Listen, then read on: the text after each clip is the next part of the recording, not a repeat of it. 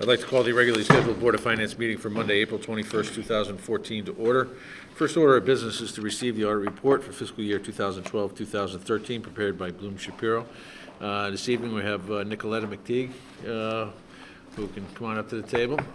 Is there anything you want to bring to our attention first before we let the questions go, or? Yeah, well, I'm here for Vanessa, Okay. which is a partner in charge of the audit. She's out of the country on vacation, so I'm here to present the audit. I'm heavily involved with the audit. Okay. I was the manager in charge of the audit for last year, so I can answer any questions that anybody can have. Okay. So, I'm here to present the results of the comprehensive annual financial report. So hopefully everybody had a copy. We do? Yes. I'll talk a little bit about, after I'm done with that, about federal single audit report and state single audit report and the required communication, which is about 3-page report.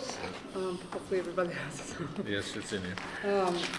Okay, so the scope of our audit was to express an opinion on whether financial statements were free of material misstatements.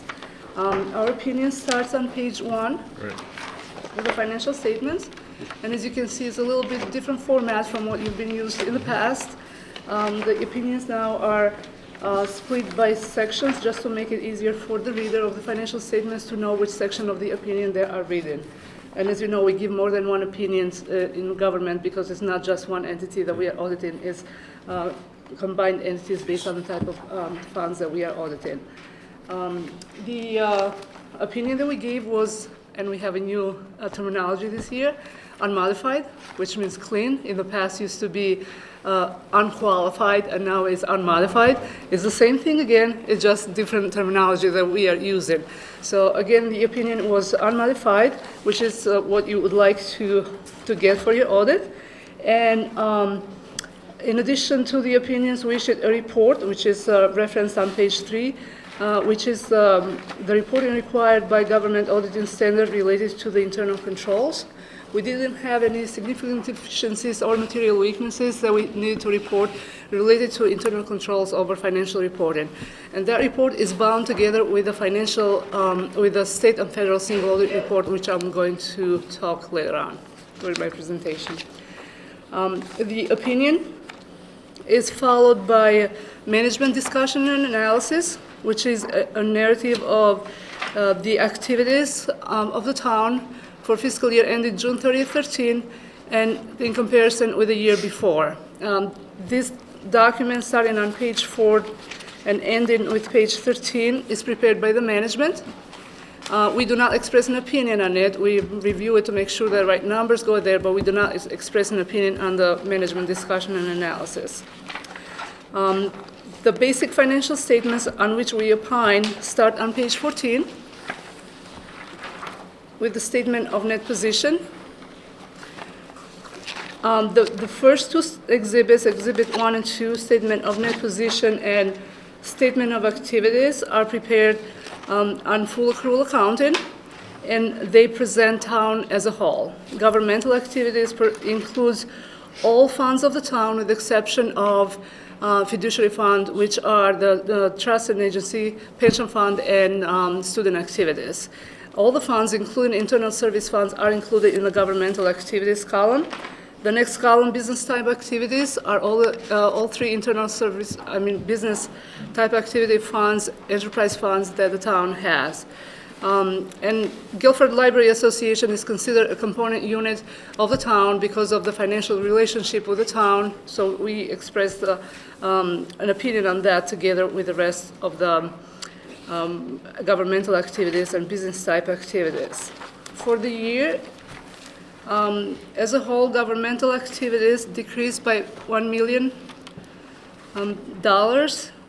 and net position, and just another thing this year, some other terminology changed. You won't see the net asset terminology anymore. That was replaced by net position. So this year, GASB 63 was implemented, which was really nothing more than terminology change and some geography change in the report. But other than that, Now we won't be using the terminology net position anymore. We'll be using net positions. Sometimes I might sleep and say net position, but really I mean net asset. Too many years of practice. Yes. So the net position for governmental activities ended up being at $26.8 million, and that information is on page 15. The business type activities ended the operation with $1.5 million roughly in net position. And both of them, the governmental activities and business type activities, had a reduction in net position in the current year. Of that net position, if you go back on page 14, the unrestricted part of it is negative for both governmental activities and business type activities. Again, these exhibits are prepared on full accrual accounting, where long-term assets like roads and bridges, fixed assets are included in there, along with long-term liabilities, which are debt and capital leases and other liabilities that town has that they are described in more details in the footnotes to the financial statements. The fund financial statements start with Exhibit 3 on page 16. And every single column in this page represent an opinion unit or a major fund. General fund is always a major fund, and the other funds make it major if they satisfy certain dollar threshold criteria. And in our case, we have bonded projects and high school construction. The reason they made it as a major funds is because there was a high liability in both funds because of the activities that are going on. Non-major governmental funds is made up of several smaller special revenue funds and capital project funds, the detail for which can be found starting on pages 59. The general fund had an increase on the fund balance of $1.5 million for the year, and that information can be found on page 18, the statement of revenues and expenditures and changes in fund balance. And to end up with a fund balance of $6.6 million, which represents a 10% of general fund expenditure on budgetary basis. So it's 10% of the $81.8 million expenditures reported on page 20. The other funds, bonded projects and high school construction, they have a negative fund balance in the end of the year because they are going to be, they're probably already bonded or maybe are going to be bonded, but that's how the deficit is going to be covered in the future. So overall, the net change in fund balance for the town was a reduction of $5.3 million to go down to $1 million, but general fund is in good position. And again, the big negative is because of the capital construction funds that are still ongoing. Going on page 20, we have, and you probably are more familiar with this page than any other page of the report because it's a general fund budget versus actual number. And the result of the operations was an increase or an excess of revenues over expenditures of roughly $1.2 million.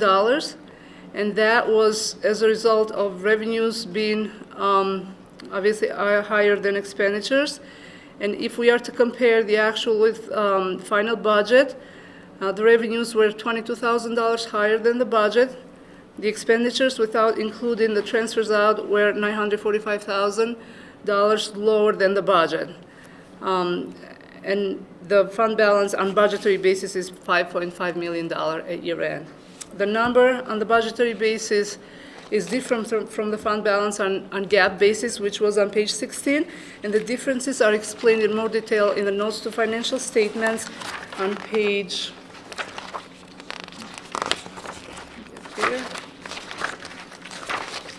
33. So the main difference is really the encumbrances at year end, because the other items are in and out. Following the governmental funds are the business type activity funds and internal service funds on pages 21, 22, and 23. Marina fund is considered to be a major fund because satisfies certain percentage criteria over the whole for the enterprise funds. And non-major enterprise funds, the detail for them is on pages 66 and 67. And there is the waste transfer station is made up of waste transfer station and Guilford Public Golf Course. The results of operations for non-major funds ended up being in a deficit this year. So the net position changed by $184,000 as shown on page 22. Marina fund had stayed pretty much the same with a slight increase of the net position of about $60,000. Again, that is on page 22. Internal Service Fund, which is the health insurance fund, again presented on pages 21 and 22, decreased by $779,000. And included in the claims expenditures are claims that are reported but not paid yet, incurred but not reported. And the net position, it went down from $554,000 to $225,000 negative. And again, that's the result of increase in the medical claims number for the year in comparison to what money was contributed to the fund. Following exhibits 6, 7, and 8 is exhibit 9, where we have the statement of net position for fiduciary funds, the pension trust fund, and agency fund. Pension trust fund actually did very well this year. If you go on page 25, the net position for pension trust fund increased by about $5 million, and the majority of increase is attributed to a net investment gain of $3.7 million. If you go back on page 24, the agency funds, which is student activity funds, we just report the balance sheet because that's not town's money. It's town keeps the money for student activities, and so we just report the balance sheet, how much money is there and the liability related to it. So up to this page 25, I talked about the basic financial statements for which we give an opinion, and they are followed by notes to the financial statements, which give in more detail information related material numbers in the financial statements and certain requirements that we have to disclose information. The footnotes in the current year, I'm talking June 30th, 2013, are consistent with the year before. As I said in the beginning, we implemented GASB 63, which was just a change in terminology. Other than that, the information found in the footnotes is consistent with the prior years. I don't have any footnotes that I feel I need to discuss, but if you have any questions about any certain notes at any point, you can ask me. And then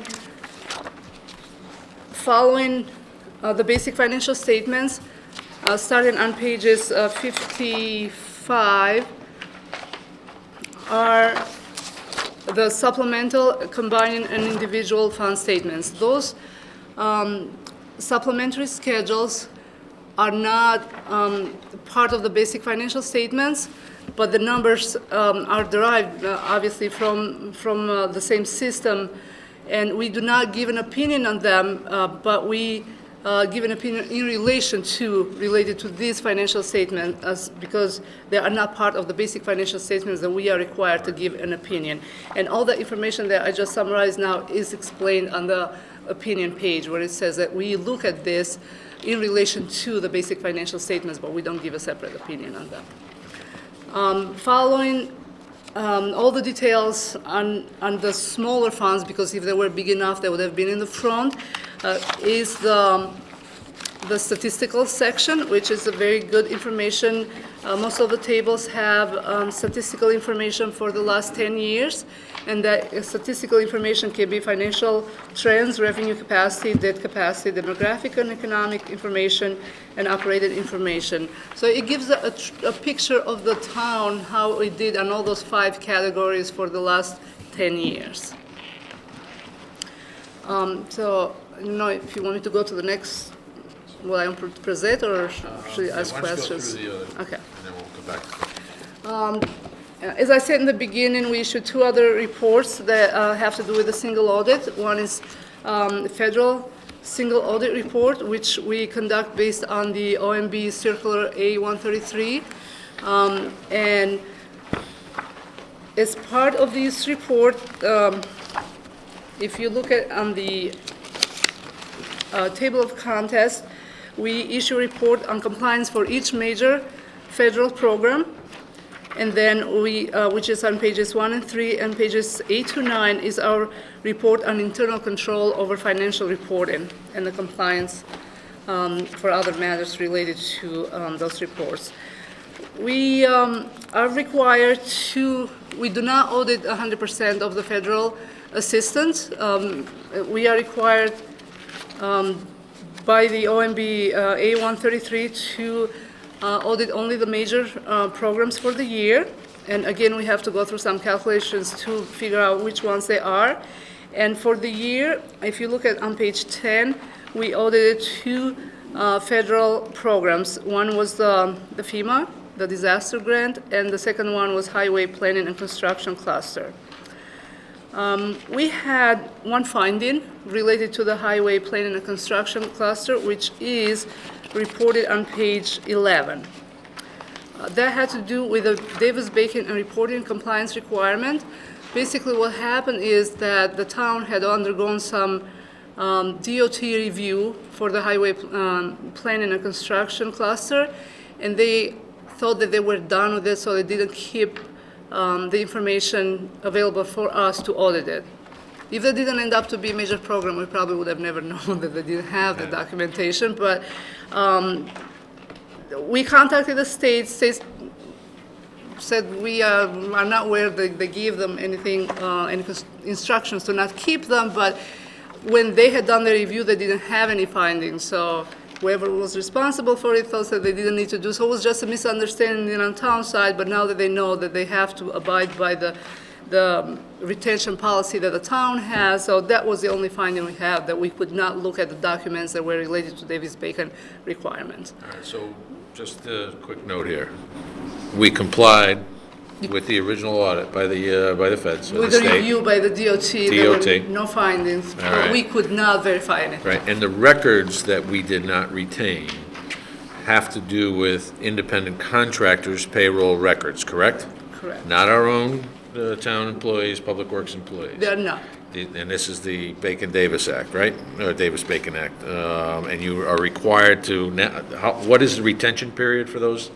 Well, every town has different retention record policy, and I don't want to give a number now because I'm not Okay. positive of the number of years that the records are supposed to be.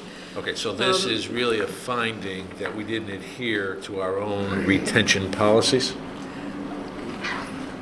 It was actually a miscommunication between DOT and the engineering office. Okay. Like Nicholas said, engineering office thought that they were through with the audit. Right. Did not realize they had to go through the single audit from Bloom Shapiro. Okay. And they were told, supposedly were told by the state to destroy the outside contractor's payroll. Payroll stuff. State is not admitting to that. Well, there's a surprise. We'll take it. They know the retention policy now.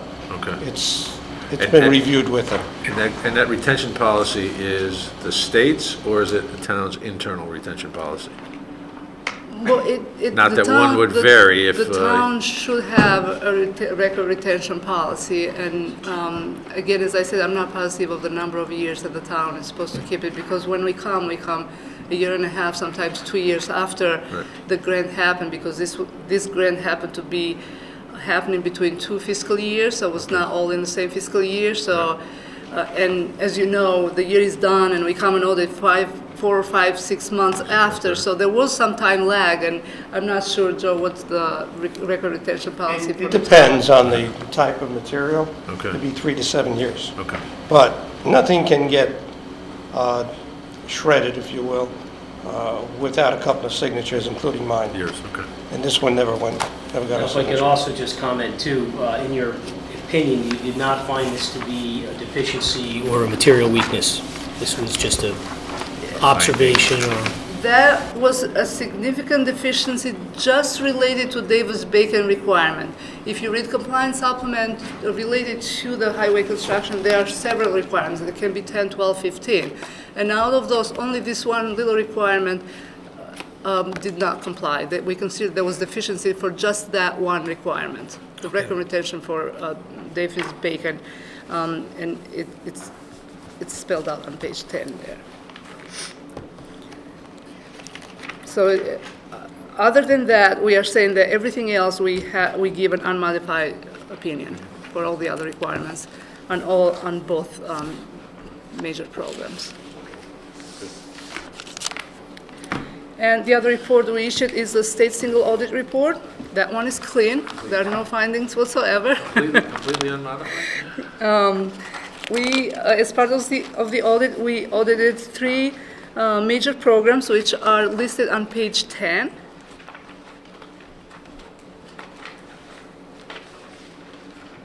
And they are, I'm just waiting for everybody to get there. One was from the Environmental Protection Agency and 2 grants from the OPM, the LoSIP grant and the STEEP grant.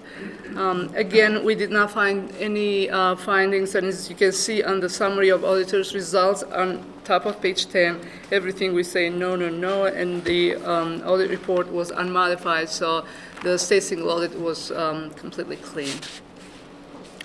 One other report that we are required to issue as part of the audit is the communication to those charged with governance, which in case of the town of Guilford is you, Board of Finance. And in that report, it's about a 3-page report. We make sure that we make everybody aware of any new GASBs that were implemented. And in the first paragraph, we talk about, or first section, we talk about GASB 61 and 63 that were implemented. And as I mentioned before, there were not big changes to the financial statements. Everything was consistent with the prior year.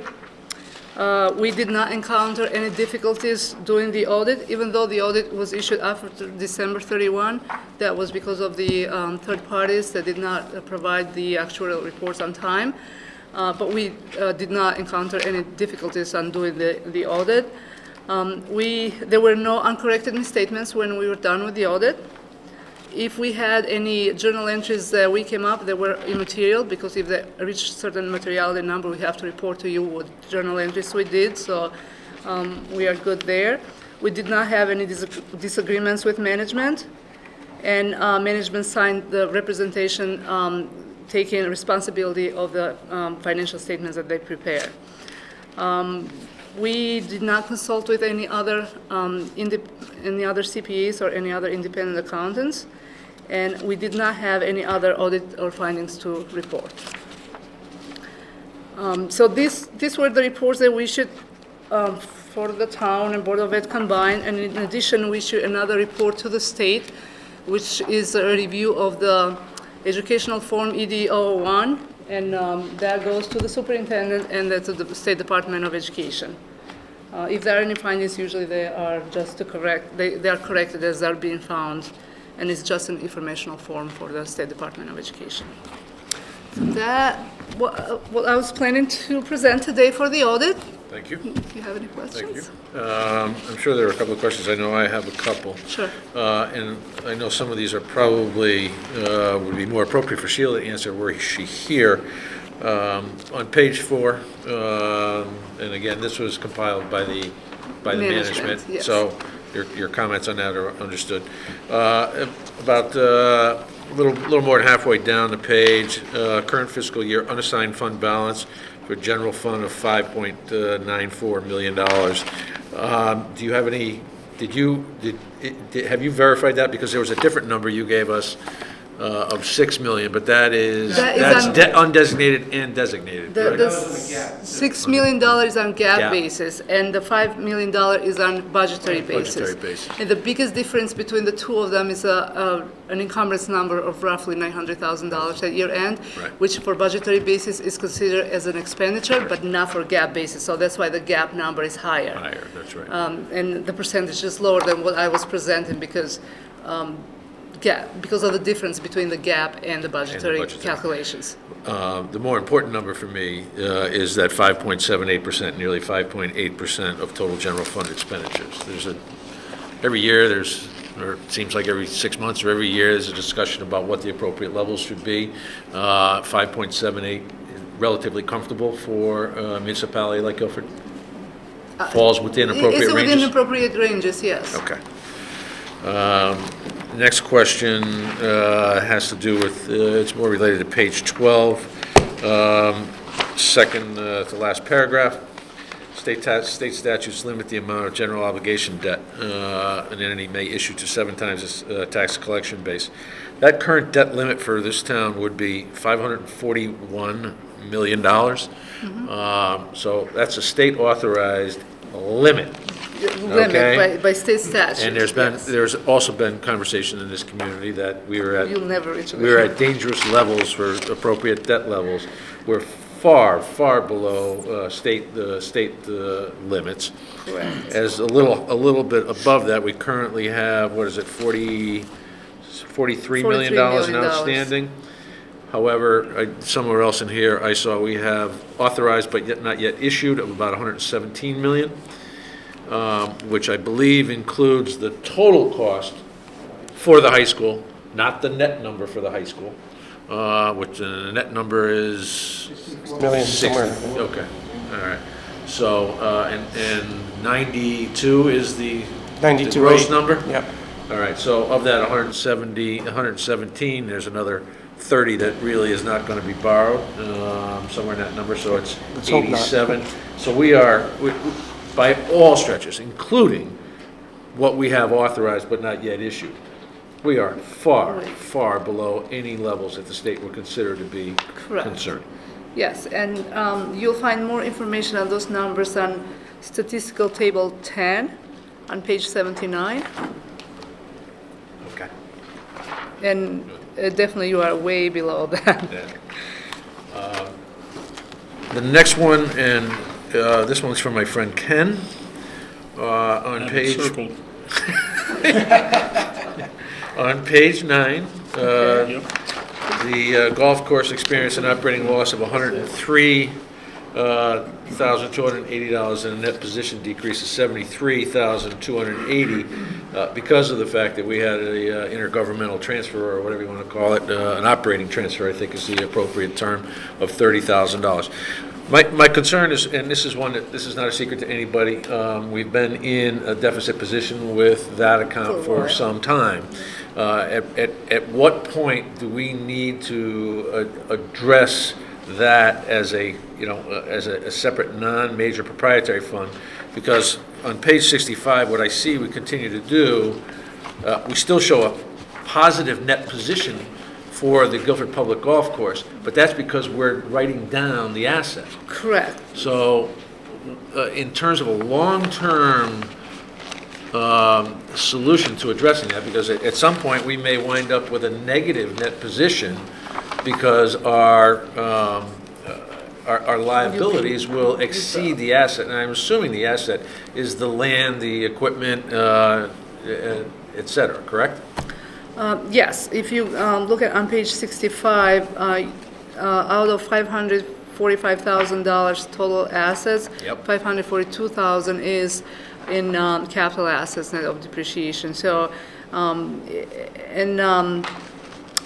that fund owes money to the general fund, Right. or in a range of $261,000. So again, it ends up in the positive net position, but the result of the operation, like you mentioned, every year has been showing a deficit. So the fees, whatever charges of services, whatever type of revenue goes to the fund, maybe have to be relooked at, because when you create an enterprise fund, the idea is that they are self-sustaining funds. Right. They are still sustaining themselves because at one point they had assets, but how long will that continue? That's the analysis that you will need to make as a Board of Finance or as a management of the town, that are we charging appropriately? How long can we go like this? And there are a variety of issues that are contributing to the, to that negative position, not the least of which is a decline in golfing participation and market considerations that perhaps won't allow us to raise the fees and even retain the current playing level. My question is, at what point, is it possible, and at what point would we consider removing the public golf course from a non-major proprietary fund? And is there a process to do that? So you, instead of that being a proprietary fund, you want to make that one of the governmental funds? Exactly. You have to pass a resolution to do that. Okay. At whatever point you feel that enough is enough, this fund is not making enough money, it's the town that's really going to support that activity, then you have to make a resolution to now dissolve this fund and then to this fund now to be redesigned or funds to be moved to governmental funds. Okay. It's probably going to, funds will stay where they are, it's just going to be redesigned as a fund, but a resolution has to be passed. Okay, but that is an option for us. I'm not suggesting that's what we're going to do, Joe, but at some point, we're going to need to, and we've talked about this, we're going to need to take a look at what we do with this long term. It probably would require, might even mean a referendum, because the original referendum that went to town meeting, Right. not to the general voting, Right. established this as a Right. proprietary So you'd fund. have to undo that. Yeah, you have to take the same actions to undo something that you created. I wasn't sure if that was done by resolution or by referendum.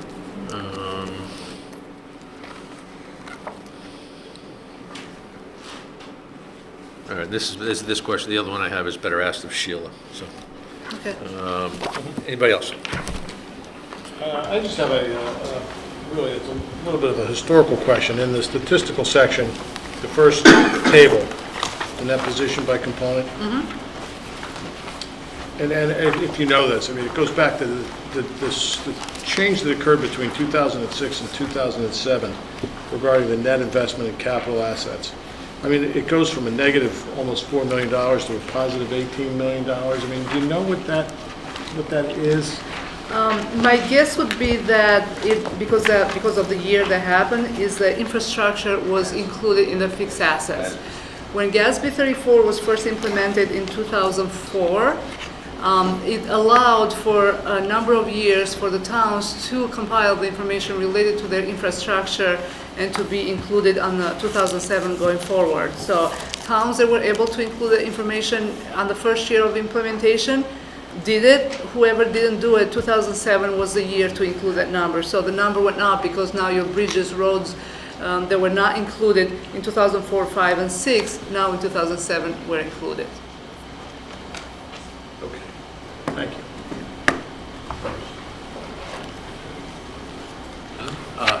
Joe? I have just to clarify, the gap total fund balance was $6.6 million. Correct me if I'm wrong, but the unassigned on the gap is almost 1 million. 5 point, is that correct? Correct. Okay, where is the budgetary unassigned on this? The assignment or unassignment, they are just on the gap basis. Okay, just on the gap. Just on gap basis. Okay. For budgetary basis, we just report one number. You don't, that number, the assignments will show only on the, in our budget, on the Okay. gap Okay. exhibit. Great. If we were to make a transfer from within the fund balances from unassigned to assigned, would that be on the gap basis or a budgetary basis? How would it affect it? It will affect this exhibit right here, 3, the gap basis. Yeah, okay. Yes, because as far as on the budgetary basis you are concerned, you just have that fund balance, how much money you have. but then on the GAAP basis, then you have to show how much is committed or assigned and how much you have left over, basically, which is unassigned. Yeah. Good. Any others? Nicoletta, thank you very much. Okay, thank you.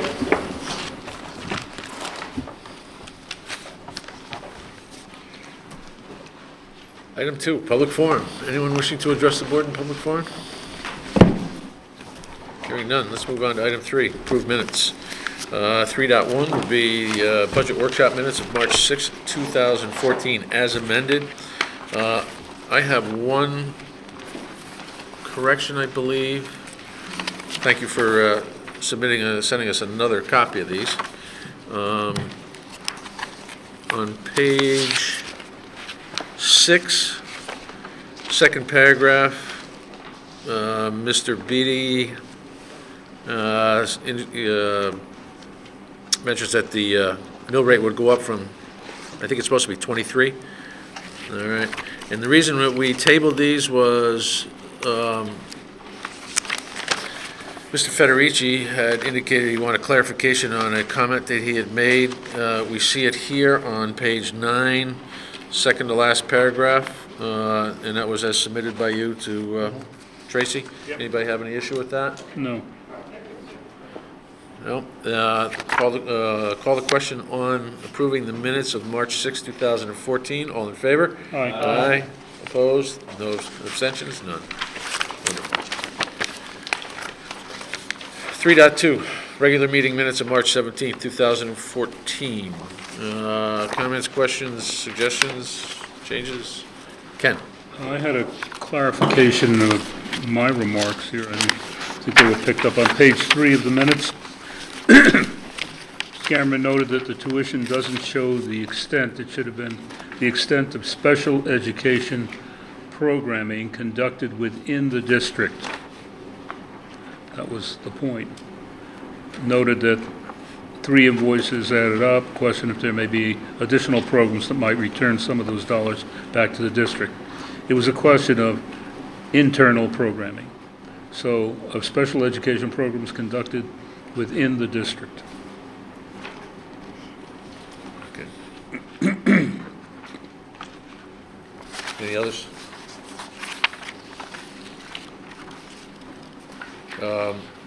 Just a quick question. Did everybody receive a copy, as it applies to page 2, 3.2, correspondence from Ray Dudley? Did everyone get a copy of what Lou sent to Ray Dudley? No? I think I copied everybody. I Yes. thought so, Yes. did you? Yes. Okay. Yes, I had All that right, copy. just wanted to make sure. Which was nice. Good comment.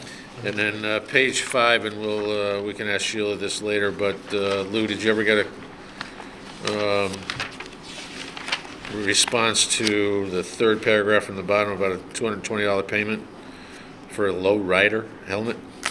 I don't recall getting that answer, but I'm not gonna say she didn't send an email around. She may have, I just don't recall it. Good. Matt, there were a couple of You have one? items Okay. that were supposed to be followed up on through the minutes Okay. that I just noted because there was one question I had All right. about an encumbrance that I don't believe I received an answer on, so I don't know if Okay. we just re-ask the question or just, not now, but Right. What I'm going to ask everyone to do is to submit the questions directly to Sheila. Copy everybody on the board, please. As some of you may know, Sheila had a death in the family. Her father passed away recently, so, and I know it's been a difficult time for her, so she has not had the opportunity to get back to us on a number of items, I'm sure. So if you wouldn't mind submitting those specific questions as reminders to Sheila, just copy everybody. Thank you. All right, is there a motion to accept the minutes from March 17th, 2014 meeting? So moved. And a second? All in favor? Aye. Opposed? Abstained? None. Correspondence 4.1, Standing Building Committee minutes. Mike? Seems like you were able to make more of this meeting than the last one, huh? The last couple, perhaps? yeah, I did have to depart because that was the night of the town budget meeting or hearing. or meeting, town meeting. There were a couple of comments I just wanted to bring to everyone's attention. There were a couple of items I brought up in the Board of Finance report that I think we're all familiar with. One was the energy savings performance contracting, indicating that we would be interested in attending a joint meeting. I know that that's possibly scheduled for May. Okay. But no indication of a date yet that I know of. I know that's what they were working on. And also, question regarding the scope and cost of the bond resolution. I had sent an email to everybody regarding that. Of course, seems like old news now. But they had actually gone through the process. It just wasn't documented clearly. Right. But they did vet it out. Thank you for the email explaining that to everyone. There was some review of the plans for the town hall window project, the town hall generator project. I had a question about that. Which one? On the town hall generator project, Mr. Neidorf, and the budget estimate of $200,000, is that just from the one source, or was that shopped around, Eddie?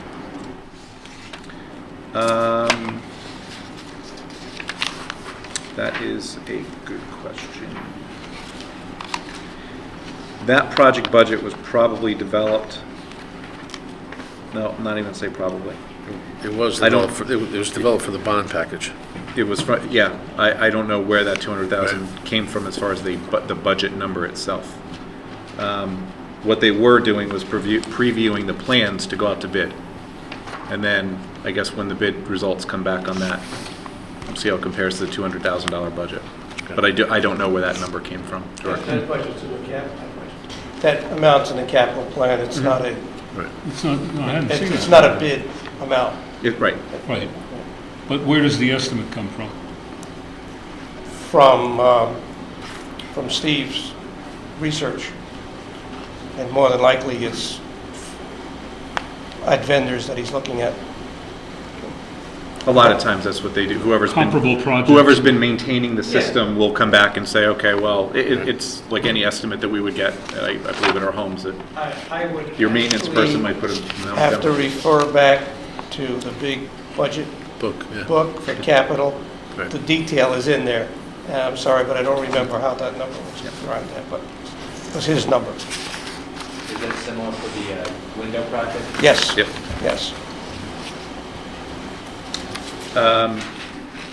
Just continuing just on page 2, there was some, under old business data cabling, over at Adams and Baldwin that was reviewed and approved to move forward with a vendor. The high school science wing, I thought this was somewhat timely. Now, I should note that I would have loved to have been there for this, but that is exactly when I left. If I had known, I would have been a little bit late to the town meeting when I heard that they were going to talk about the Convenient departure. high school science wing. So maybe it was after I left that they wanted to bring it up, I don't know. But I know we had brought it up at our last meeting. There was some discussion, Jonathan, I think you had asked about the wing and what was going to happen, and there's some detail there. Just regarding, there was a meeting with First Selectman and with the superintendent regarding the use of that, which would be a fitness center on the main level and storage on the second level, all of it being used by the town, with the goal of the renovations beginning in the summer of 2015, which would be when the school would be in the process of being transferred into the new facility, the old into the new.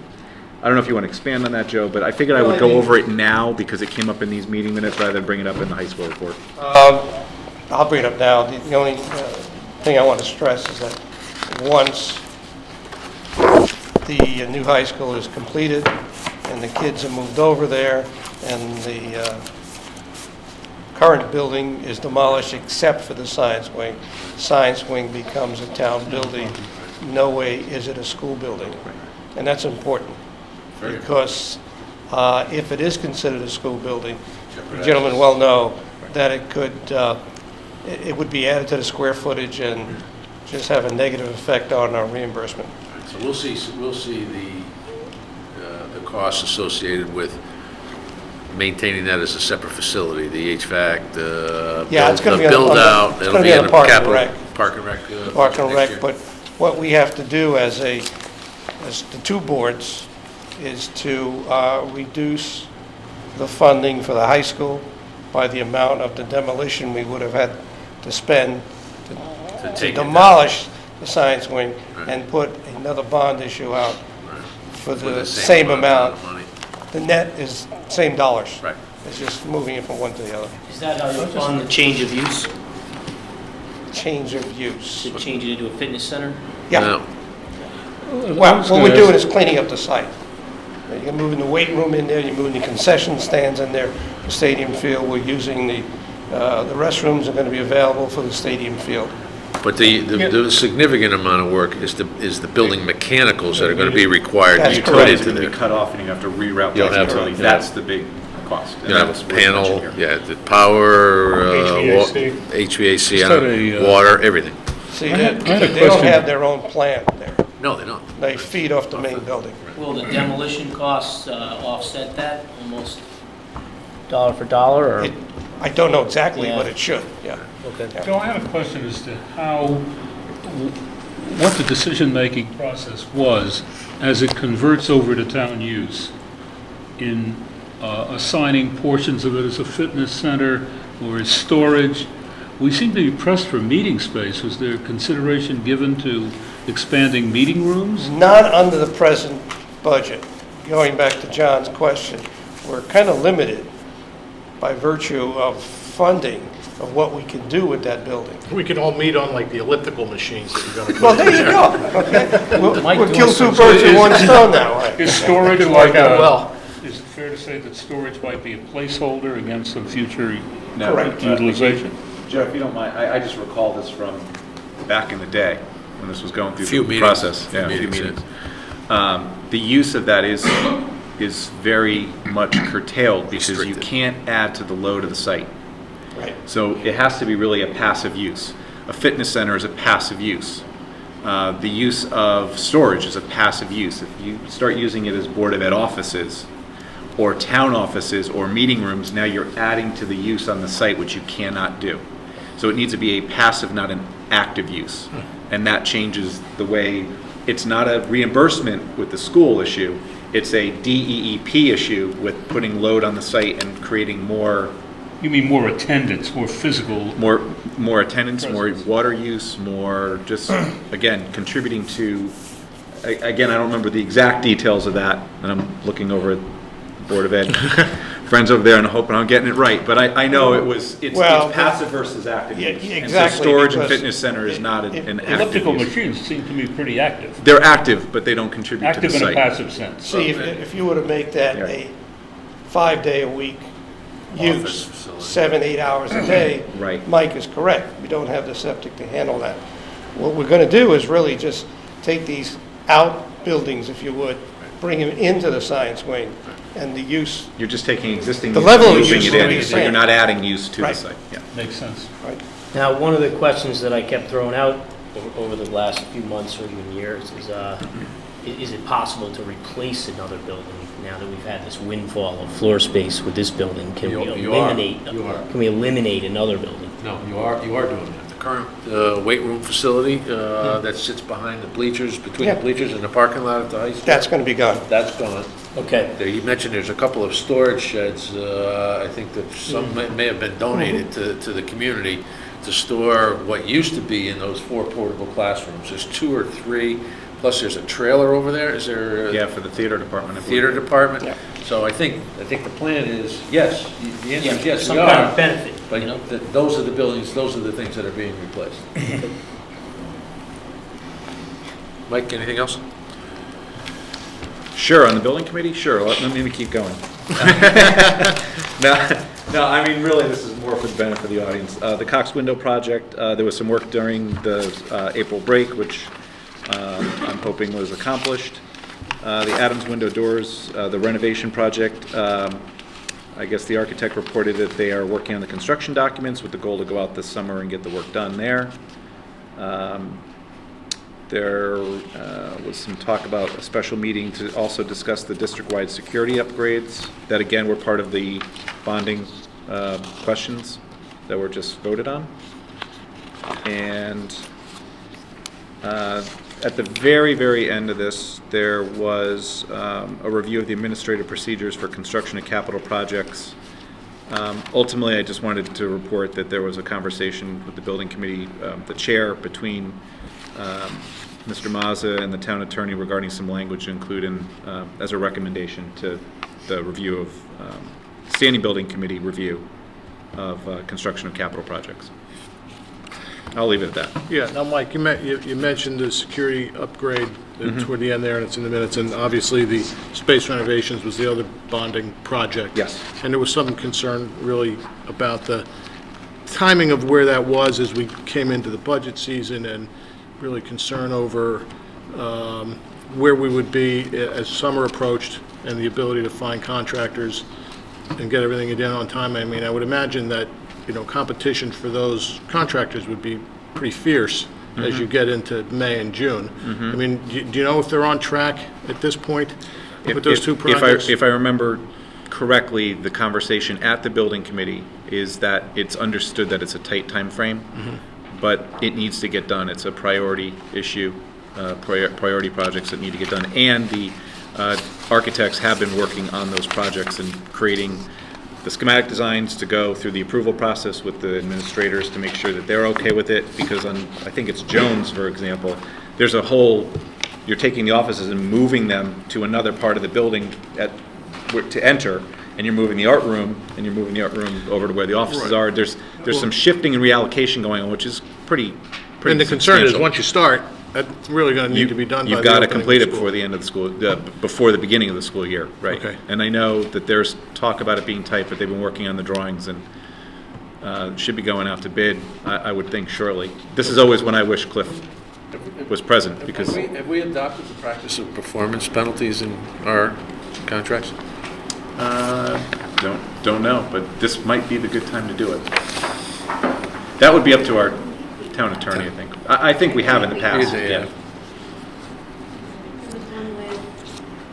Keeping in mind that some of the work, there's been projects that have not been completed before the beginning of the school year, but it has not prevented substantial completion where the students can go in. It's like caulking at the windows or something in September.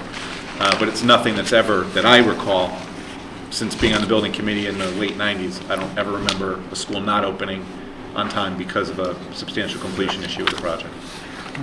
Okay. Based on that item 17, all business that you reviewed, is it the sense of, well, I have two questions actually. One is, how are they doing on expanding their membership? They're undermanned right at the moment, undermanned and underwomaned. They're holding their own. They're holding their own. Do they- Yes, they're still they looking. They need some more members? They're still looking, yeah. They're still looking. One more. And my question is it the sense of them, the sense of the SBC that they want to be more involved because they're looking here on projects under $25,000? Was it, did you get the sense that they wanted a still broader participation than their I don't think it's a more or less issue. I think it's a clarification issue of what they should review. And if it should be, if the threshold is 10,000, they want to know. There's been some gray area in terms of what exactly the building committee is looking at, and they're more than willing to take on just about any project to review. But I guess there's some discrepancy between a 10,000 and a 25,000, and I know they asked that at the last building committee meeting, and again, it's just a clarification. It's not they want more or less work. They're willing to do whatever the town and for that matter, the Board of Ed is, brings their way, so. When we raise threshold to go out to bid, went up to 25,000, so that's where the little bit of confusion is. Right. When they were set up, it was about 10, and the Board of Selectmen had set that up. And right now, we're looking at, if it's under the $25,000 threshold, there's no need to get them involved because there's no bidding. And they would have to set the specs for the bidding. So. And that all makes sense. They just want to make sure is it 25 or is it 10? It's clear. Yeah. Yeah, Linda. Part of the confusion in that came that while the town raised their limits, the Board of Ed had not. So we were still under the $10,000 limit. So Cliff was bringing forward projects that were between 10 and 25,000, and Standing Building was questioning, why are you bringing this? This isn't the limit. So that's part of that confusion came in that respect. That makes sense. Any further? Let's move on to pension committee minutes. I'm sure she will be forwarding to us the summary of the pension performance. She normally hands that out when she's at the Yeah, meeting. we didn't have it at the Meeting meeting. either. Again, she was on bereavement leave Right. last week, so we Yep. didn't get that report yet. Yeah. Do we have any idea what the return is? No, that usually comes in that report that I didn't know Sheila if puts it- together. Right. We're at 4? 4, yeah. I have just one brief question. When new town employees switch over to the defined contribution plans, will each contracting unit have its own plan that we have to administer, or is it just a town-wide plan that'll be the same for everybody? No, it's a town-wide plan, but it's going to be tailored to the individual preference. And what do I mean by that? They're required, if you're under the 401, to contribute at least 3%, and the town will match up to 8%. But if somebody wants to put in more, they can put in more, we're just not going to match it. But they at least have to put in 3. So everybody get their own statements and decide how they want to invest their 401, whether it's fixed income, equities, a mixture of both, or whatever. Whereas the pension plan, the pension committee makes all those decisions on how the investing is going to be conducted. Can I just? It's like your own IRA. Yeah. It's the same thing. Can I ask a clarification of that, Joe? You said 8%, but the notes reflect that it says that their pension contribution will increase from six.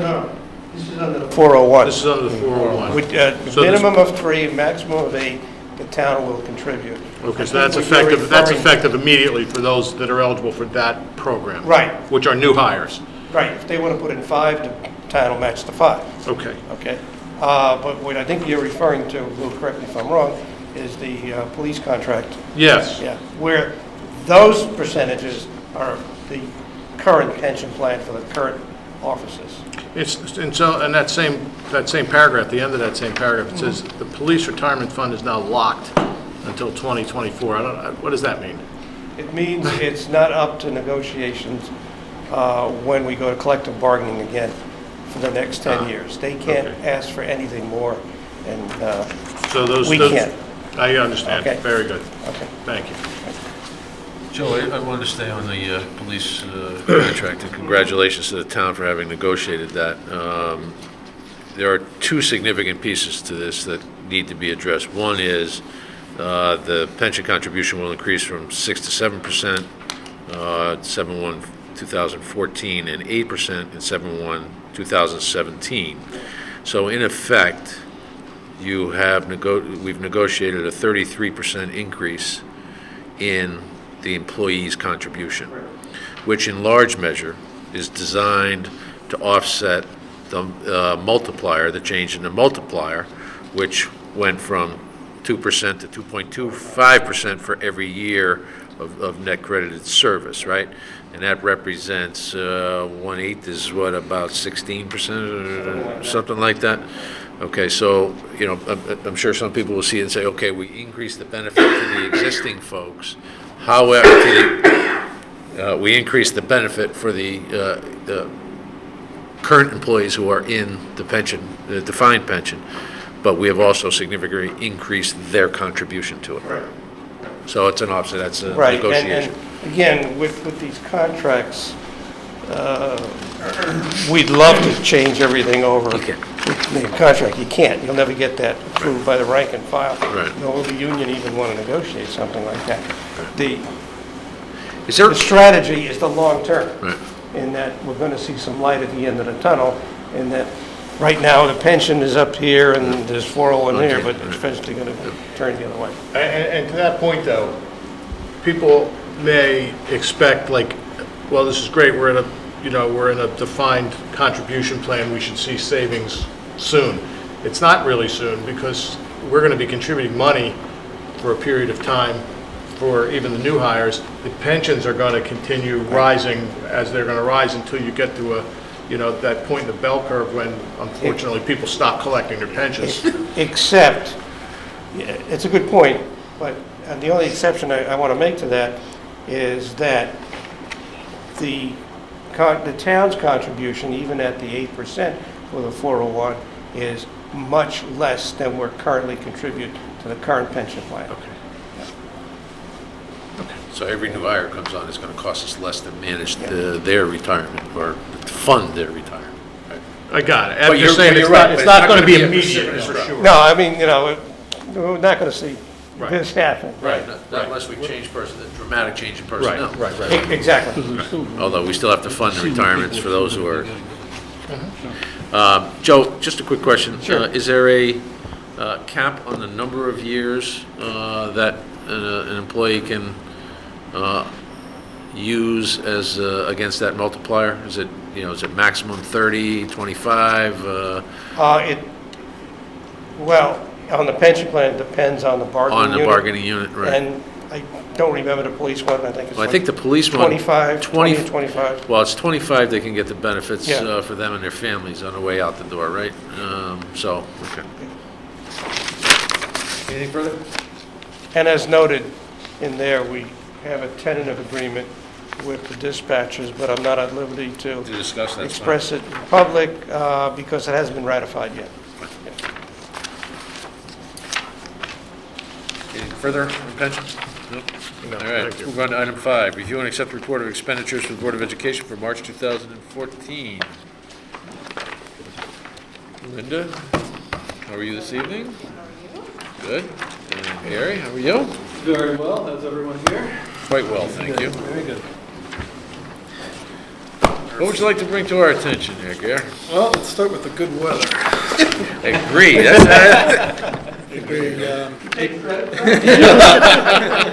No, but I was going to make a forecast. It's April 21st, and I don't think next month there'll be any unanticipated snow-related expenses. pretty safe bet. I would have said that for April, but last week. All right, let's talk a little bit about March. You all have the report. The expenditures during March were $4,459,049.09. And the expenditures and encumbrances throughout the end of March are 63.44% this year of the budget as compared to 63.54% last year. So right about the same target. Bring to your attention a couple items.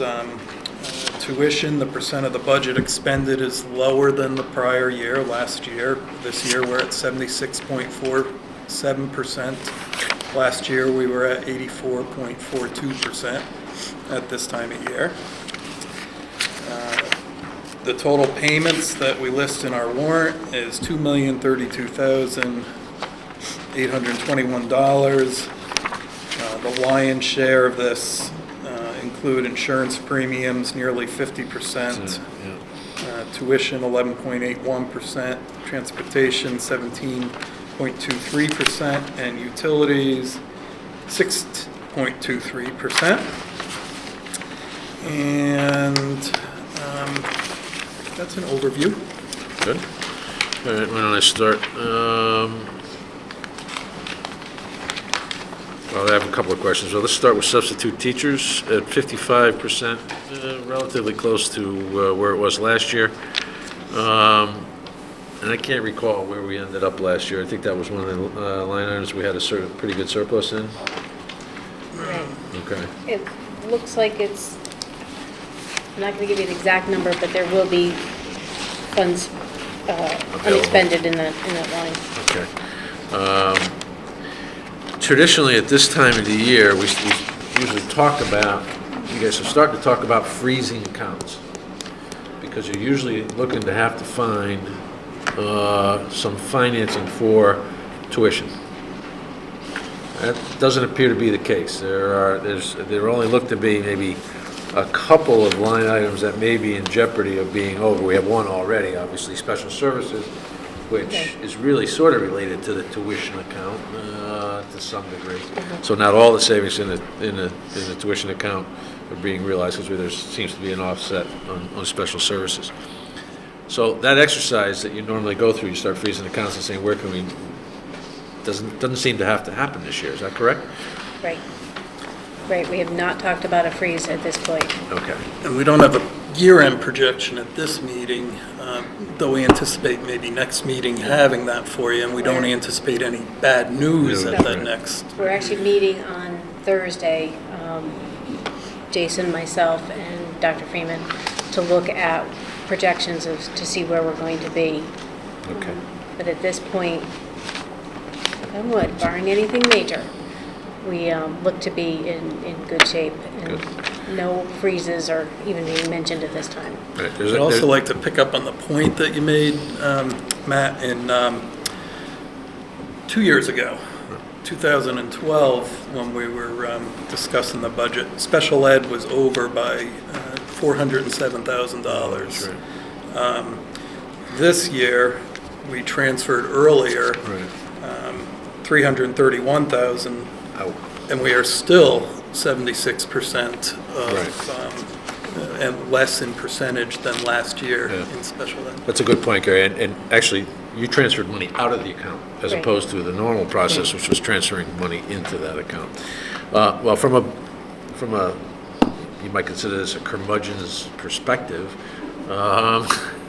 I can't believe I'm calling myself that, but that's another story. You're gonna have to get in line. Yeah, that's true.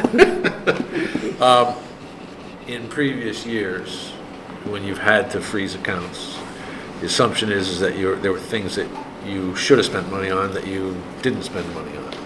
Or you weren't able to turn over as much of a surplus at the end of the year. So my challenge is, to take a look at how you can increase what your contribution has been to the surplus without making it to the detriment of the district, all right?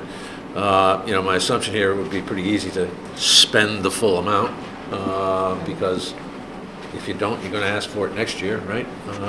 But if there's a possibility to increase the contribution to the fund balance, that would always be appreciated, because I think the same request is traditionally made with the department heads on the Board of Selectmen side.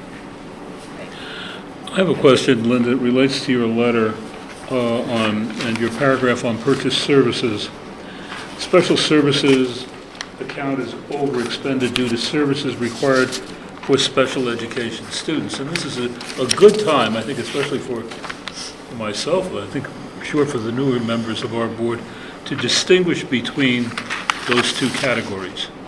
In the overall umbrella of special education, how would you distinguish between special services and tuition? Special services are services that are required for a special education student that are not tuition related. So they could be a speech pathologist, it could be occupational therapy, it could be, and these are services done in-house. Evaluations that are done in-house for the students that are here. And part of the reason that this line is going over budget is because the students that we've brought back into the district have some additional needs. And so in order to meet those needs, we use this contracted services line and bring in the services that they need for the But you don't students. consider those services as tuition? No, because it is not sending these students out to a facility. These are students that are here I in understand that. Guilford that require some other special services that we can't provide through our staff. Outside of core educational services,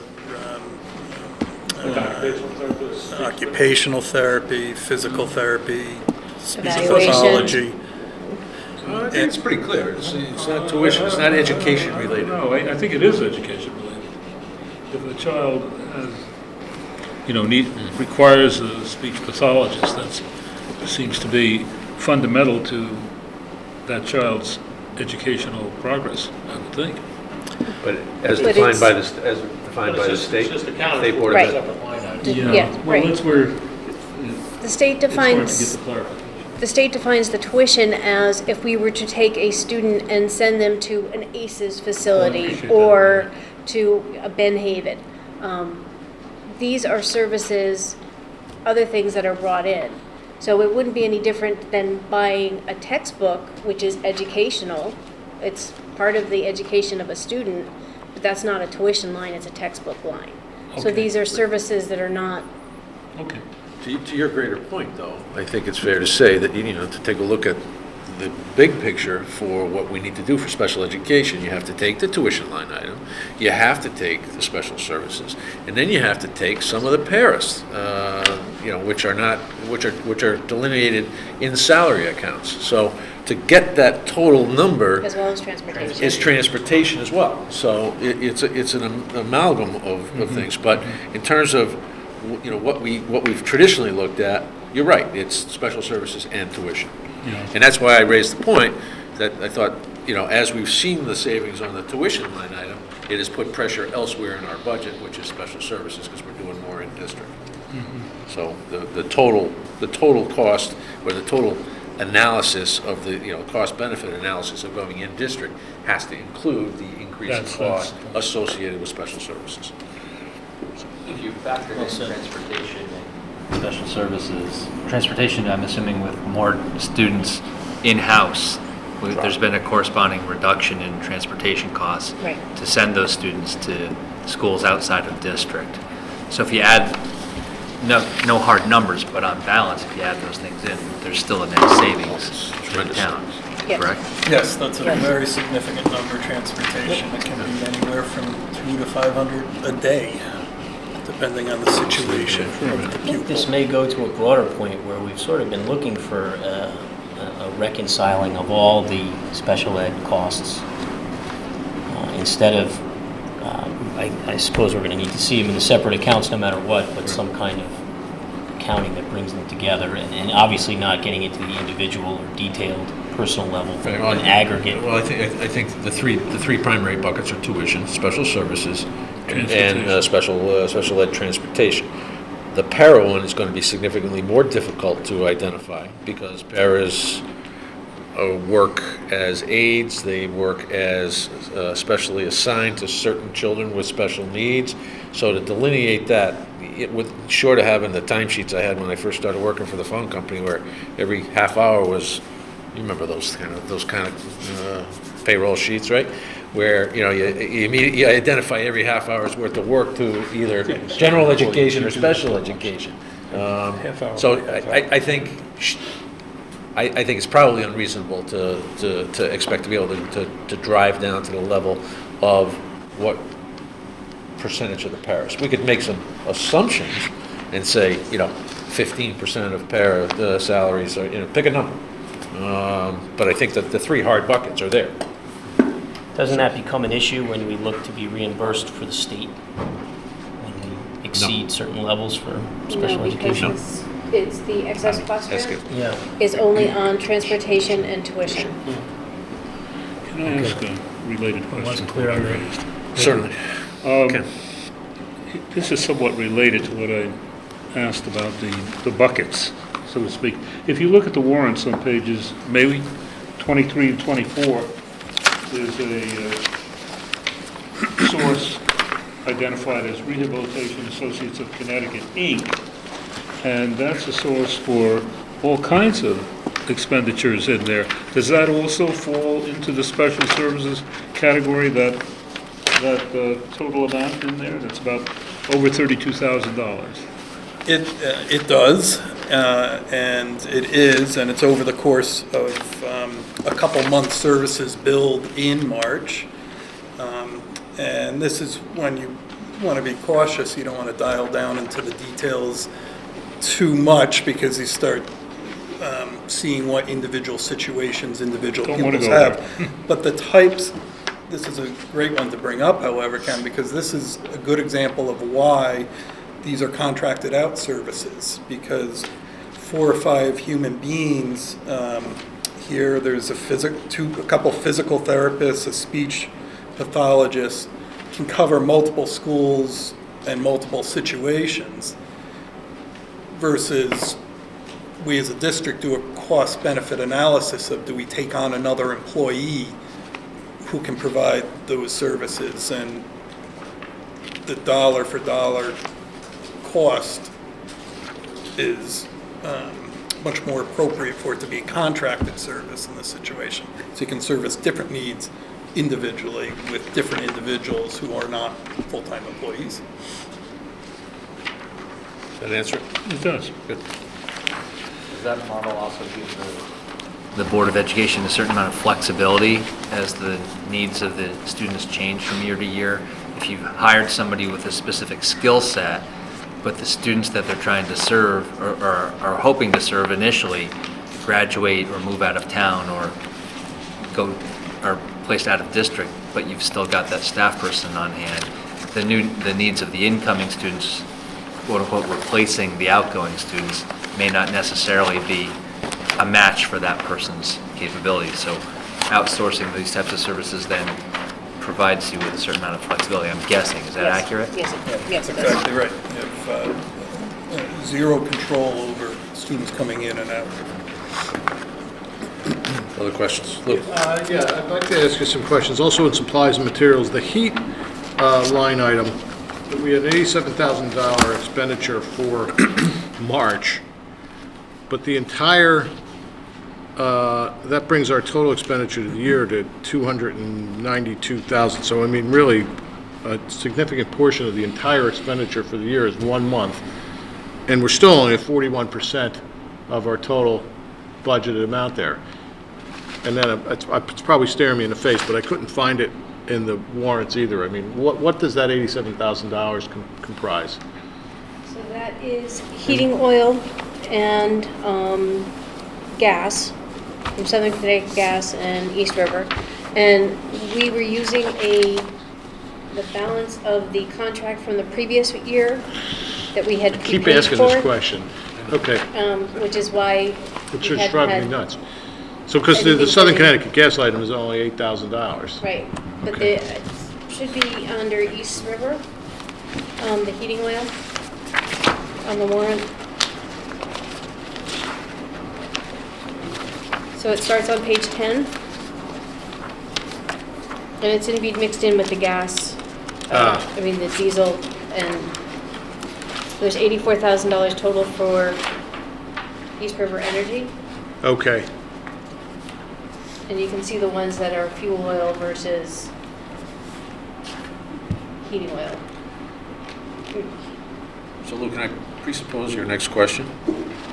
Which is that one of those line items where we expect to see some savings because we're coming into the non-heat months? I mean, it does strike me as interesting that we're in March, we're only 42%. Are we going to go through the same issue, though, that we had in the past, which is, are we going to be paying for storage of this fuel No. over the summer? We reduced the contracted amount for this year, so we didn't contract for as much heating oil as we had in the past. So we shouldn't have that same situation. Okay, I mean, we must be seeing some savings from the buildings that have gone to natural gas, right? So we need Yes. less fuel oil, okay, heating oil. Heating oil. Okay, thanks, Matt. I have a question on a warrant on page 7, simply because I've kind of lost sight of what the college internship program is, but I see a $6,300 appropriation, that's on page 7, at the bottom. Could you describe that internship program and what we're committed to financially on that? That's a post-secondary support program for a person with autism, learning disabilities. Sorry? Post-secondary, after ages 18 to 21, and our obligation to provide services to them at that I see. age. That's all post-secondary. Post-secondary.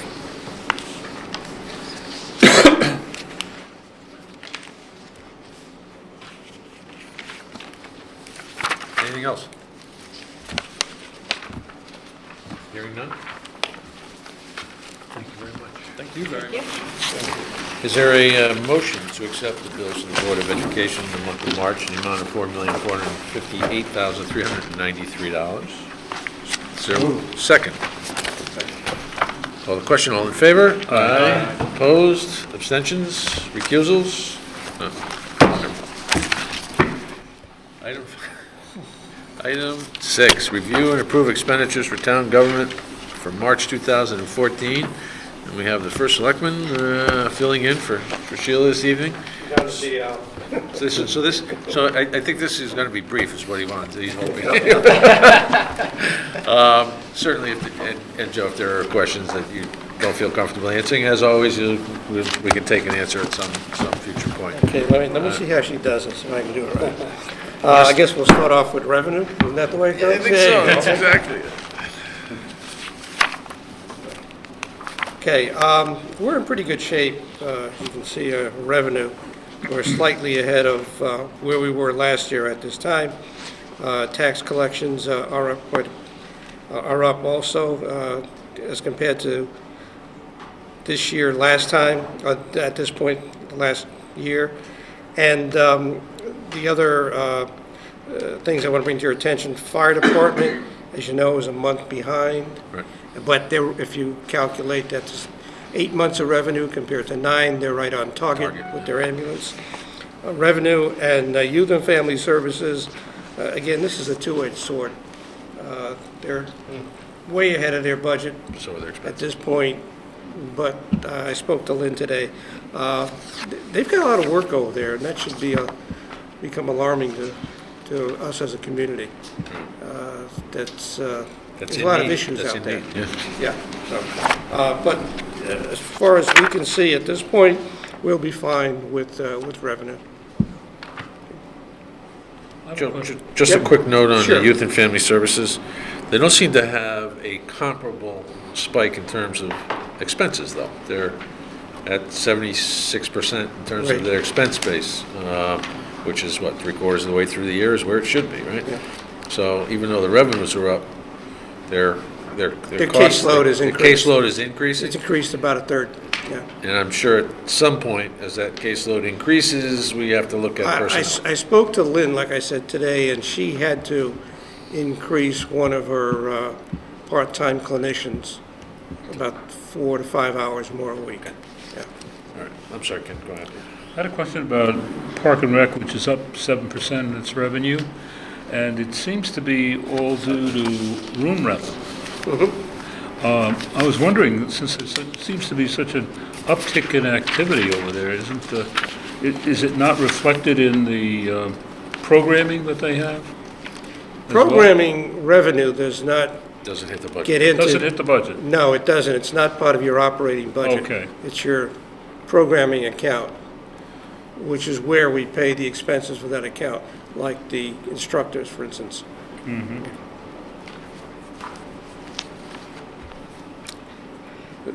Okay. Joe? Go to, yes? Okay. I'm sorry. State of Connecticut revenues, and I know we've talked about this. They sort of changed the way they paid out some municipalities. The good news is that we look to be getting a little bit of a windfall. We're 90,000 to the good right now. Right. My question was, do you happen to know if the pilot manufacturing money is going to come in? That's another 34 grand, I think it is, that or did that get traded with one of the buckets, or? That's decreased, and Okay, we've got money in more in the revenue sharing okay, part. okay. Good.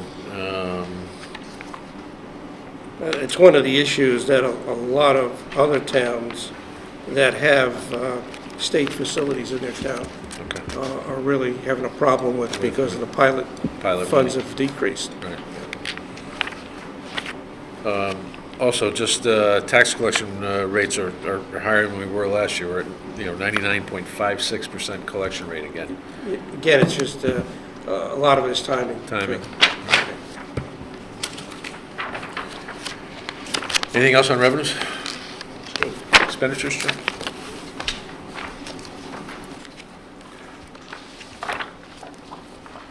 The reval number, can you comment on that? You're looking at expenditures, right, Ken? Yeah. Okay, I guess I'll jump to that if you'd like me to. Certainly. The reval, right now is part of the operating budget, but we do have a fund we've been putting funds away all during the reval period, which is the last 5 years. This line requires a transfer to bring that back in line. Okay. But expenses right now are in line with last year, percentage-wise. If you look at the bottom of your page, you'll see that if you discount, I hate to keep saying this word, storms from last year, and look at this year, you'll see we're a little bit better of actual versus budget this year than we were last year, discounting for the storms. Weather events. Thank you. Well, it's the same thing. Something we don't care for. The departments that I'm a little concerned about, obviously, is engineering and public works, for the obvious reasons. We've had a lot of winter weather this year. It hasn't been so much as the amount of snowfall at any one time. It's been the frequency of it, every 2 or 3 days. And even if you're not getting the snow, you're getting sort of little precipitation and freeze at night. We had very, very cold weather. So our guys were out there a lot. And then when we got rid of the snow, well, we thought we had got rid of it, and then on the end of March, we had that 4.5 inches to 5 inches of rain over the weekend. We had to call the guys out on Sunday to clear some of the roads that were not passable and had water on them. So it continues. I'm looking at about anywhere from $55,000 to $65,000 over on road maintenance, overtime, and materials. I think it's going to be a little bit better than that once we cancel the encumbrances for salt and sand. Now, you had made a statement you were anticipating they'd still be able to come within their overall budget number despite the shortfalls in certain areas? That's Is that getting the tougher to do? instructions they've gotten from me. That Okay. we're going to have to find ways to make it up within the department. Okay. And that also goes for Park and Rec, too, because they're affected by the weather. We use their guys to do the sidewalks and the parking lots. Right. And the fields need a lot more attention because of the bad weather that we've had. Good. Other questions on expenditures? I'm almost certain this is going to be one that's come up before too, but I'm going to ask it anyway. Why is the HVAC system upgrade for the police department listed in this report, if you know? Because it was a continued enforce. Okay, Okay? okay. There were 2 items that we continued to enforce. One was the HVAC system for the police department building, and the other item was a $70,000 truck for public works. Thanks.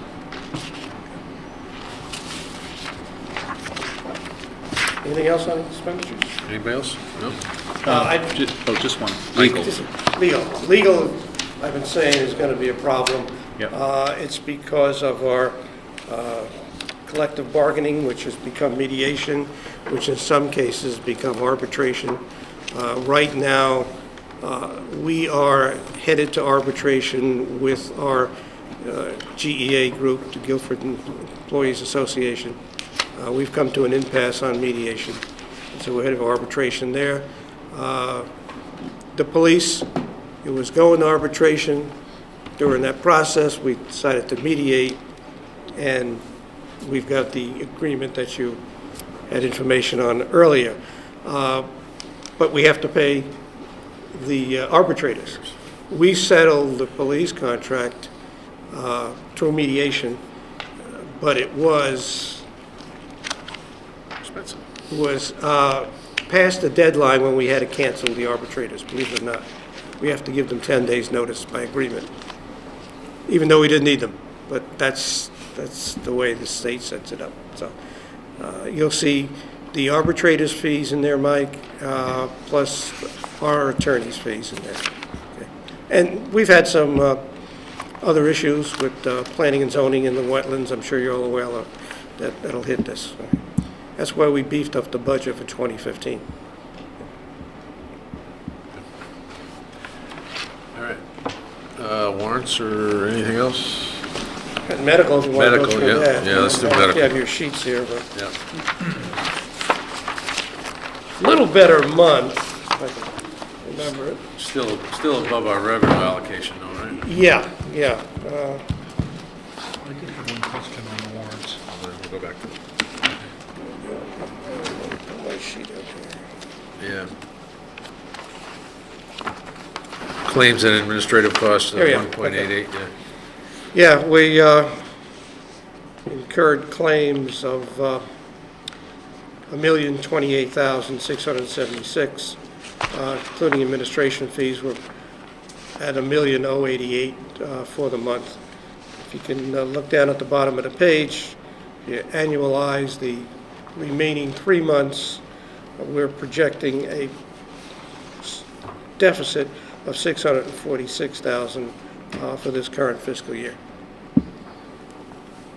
Add that on to the $224,000 we had last year, we're looking, unfortunately, at a deficit of $871,000 deficit in the medical insurance account, which is what the auditors call internal service fund account.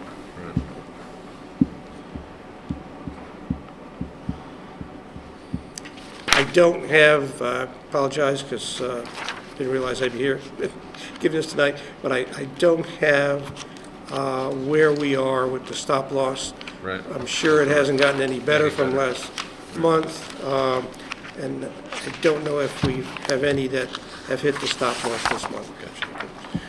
Ken, you had a question on warrants? I did, just something about the categories. I was looking at the special fund checks and the general fund checks as it applied to Crowley Ford Okay. for the, bonded capital for Park and Rec. Why is that, Joe, broken into two funds? Okay, which report are you Crowley looking at? Ford. Crowley Ford I have on the, $70,432 in special fund. okay, now that And is, then Crowley Ford over in general fund, yep, $48,500. okay. The difference is that the On proceed. the $70,000, the large truck, the Ford 550, is being paid out of long-term funds, bonded money. Whereas the other truck, the 44,000, that's out of your operating capital. So that, that's It was a Right. bonded acquisition versus a... Two different general buckets, exp- but, two different vehicles? No, yeah, yeah, two different vehicles. and two different Ford ways. 550, it's called? Yes. Yeah. That's the $70,000 vehicle. Yeah, right. Well, it's listed as in the general fund as well, That's as a different Ford truck. 550. Different. It's a different truck. Different truck? Yeah. Okay, This one is with additional equipment for plowing and sanding. okay. Anything else on warrants? I think we're good, Joe. Okay, thank you. Thank you. Thank you for your patience, appreciate it. No problem. Well done. We'll let Sheila know that you handled it quite well. Is there a motion to approve the bills for the town in the month of March? in the amount of 1962688. It's been moved. Second? All in favor? Aye. All opposed? Any abstentions? Any recusals? Nope. No, none this month. Thank you. Committee reports. Mike, anything on the high school at this point? I was not able to attend the last meeting. I know they're continuing to meet second and fourth Tuesdays. I did get a list of a couple of the items they were discussing at the April 8th meeting last week. There was, again, I don't know exactly the outcome. I did try to ask for the draft minutes, but I get my updates from Scott Pinkney when I can't attend the meetings. There was some talk about the front entrance foyer redesign by the architects, and there was some FF&E revisions that were discussed. That was on their list of items to discuss. Other than that, I don't really have anything else, but they're continuing their meetings, so workshop tomorrow night would be the 22nd, and then May 13th and May 27th would be the next two, regular meeting and workshop. That's it. Old business. New business. Public. You know, I think I wanted to maybe bring up the subject of the high school bonding. Okay. And it really would just initiate quite a few questions about when some of the major payments are going to come and what kind of strategy we're developing to actually go out and do the bonding. And will the bond issues, of course, go through a bidding process? I assume? We have bond counsel, and that actually takes it to the street on our behalf. Joe, you want to talk a little bit about?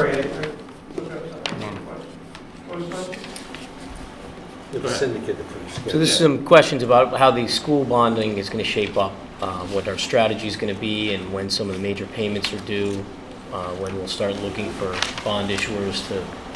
Currently, the expenditures incurred for the building project has been funded out of town funds. Okay. Next month, this is April, next month, we're going out for short-term financing of about, I think it's $10 million. And then in the fall, we're going to go out for our first bonding issue. Don't have the amount yet that we're going to go out for. And you had, the additional question is, who do we use to go to market with that? We use, what, IBIC, is it still, we use? Yep. Which is a local firm. Which is Madison. our bond consulting firm. Right. And we work with Dave Pitney, which is our bond counsel. Bond counsel. The funding we're going for next month does not require surveillance information, Okay. so it's pretty much cut and dry. But when we go out to do the actual long-term bonding Right. in the fall, we will have to go through the surveillance and then a credit rating at that point. Yep. And Jonathan, I suspect you're looking for some schedules in terms of debt retirement schedules. Is that what you're driving at eventually? I just wonder, how ahead of the game we are, and if we're considering all the best options. I watched the 10-year rise since the summer by almost a full interest rate point.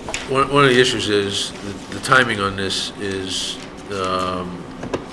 sort of governed by state and federal statutes as to how you can borrow. You can't go to the market, borrow it, sit on it, put it in the bank because you're getting good Arbitrage. and do arbitrage. Sure. It's illegal with those kind of securities. So I think we'll have Sheila. Sheila has talked about this. In fact, she's talked about putting together another bond, a schedule of when she planned on going out, based on what her discussions with the building committee in terms of, and then compliance with the contract provisions with the contractor. So that would be a schedule of when she's going to issue, which would impact the debt retirement schedule out over the next several years. So I think I think Sheila can put something together that indicates when she plans on borrowing, how much, at what points, which is subject to change because of staging of the project, and then what the subsequent impacts are in terms of the out years in terms of debt retirement. I think we're still looking at 2017 as the year where the significant impact hits. That hasn't changed. Yeah, it does. Right. It does ramp. It ramps up. Ramps up, yeah. But more significant impact, I think, is 2017. Right. See, right now, John, we haven't borrowed a dime to fund the construction to date, including the architect's fees and consulting fees. But we will have to go out for the short-term financing next month to replenish our treasury because we've used that money. And then we will go out, like I said, in the fall for the first round of bonding. You want to be careful of how many times you go out for the bond because it gets expensive and adds to the debt service cost. So the short term is the way to go. It's the least expensive. Yeah, I was curious about that too, as well as if the bonding will be broken up into pieces with different issuers. And what she'll do is lump whatever short term we have together into a bonding issue. So you're not incurring multiple bonding costs every time you go out for an issue. I think what I'm suggesting overall is that some due diligence here could probably save the town a little bit of money here when we borrow. It's a substantial sum. Well, yeah. I think we do that. Yeah, I was going to say. I think we do that, yeah. That's common practice, I think. Like the I think chairman- no more evidence of that was the refunding that was done a year and a half ago. Yeah, we funded $19 million In terms of due diligence, in terms of managing. and saved $2.5 million on debt service over 5 years. I was going to say something else, and it just skipped my mind, but like the chairman said before, we can't go out and bond the whole thing now because rates are so advantageous. There is the arbitrage that you got to be careful of. I think you can only put away 6 months, I think is the limit on it. I mean, it'd be nice if we can borrow at these low rates and, But somebody else figured out that would be advantageous to people other than those giving you the money. Banks are doing it.